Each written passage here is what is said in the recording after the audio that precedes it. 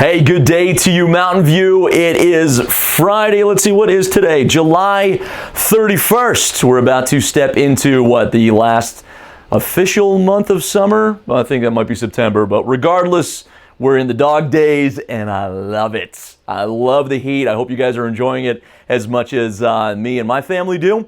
If you're not, tough. January's coming. But listen, we're just so happy that God is doing what He's doing at Mountain View and even in the world today.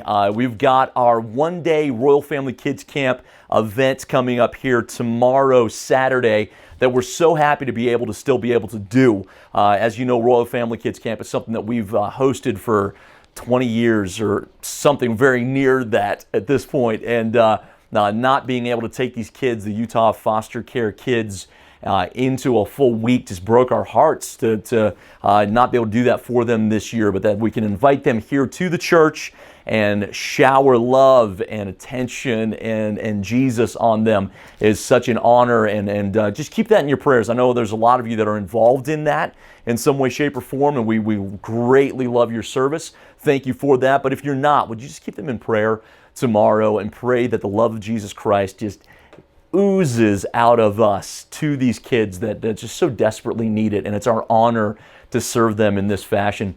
I've been reading a lot of the Word. I find myself with a lot of reading time on my hands these days and running to the Word, and I was reading in Romans chapter 8 today, just about the Apostle Paul. He's explaining life in the Holy Spirit, and he's just such a brilliant writer. He's talking about what we can expect from the Holy Spirit, and he's talking about sufferings and the hope that's given us. He says things like, I'm convinced that the glory we're called to far outshadows the trials and tribulations that we're going through right here, and just talking about keeping things in perspective and understanding that God uses all things and is working in all things. And it kind of culminates in this great way in chapter 8, verse 31, after discussing all of these things. He says, what then shall we say to these things? If God is for us, who can be against us? And I know that's a Christian cliche coffee mug verse, right? We've heard that a million times, but I'm encouraging you to camp on that a little bit today. If God is for you, what can stand against you?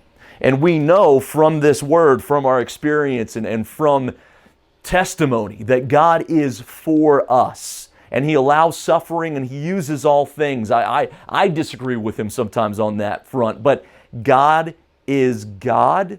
He's sovereign. He sees what we don't, and He promises us He uses all things for our good and for His glory. In His timeline, we'll look back on everything and say, oh, I get what you were up to there. So rest in that today. Rest in that overarching statement that the Apostle Paul gave us that said, hey, listen, I know you're struggling, you're wrestling with these things. I just spent a whole 8 chapters explaining to you what the Holy Spirit does in life. What shall we culminate this in saying? If God's for you, what can stand against you? And that is our identity today. So take that, brothers and sisters, and rest in it. Even in the turmoil, even in the what if, even in the seeming dark nights of the soul, God is for you. You can rest easy. You've got a loving Father who says, child, you're in my hands.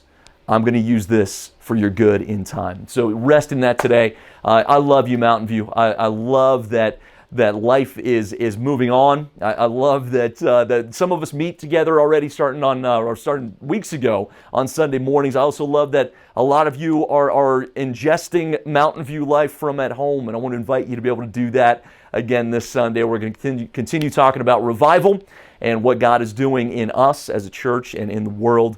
And we'll start, as always, our in-person service at 10 a.m., and then we'll start streaming at 10:30. So God bless you guys. Stay in touch, stay safe, and most importantly, stay in the presence of God. He is speaking to you today. I guarantee you that. Have a great weekend, and I'll see you soon.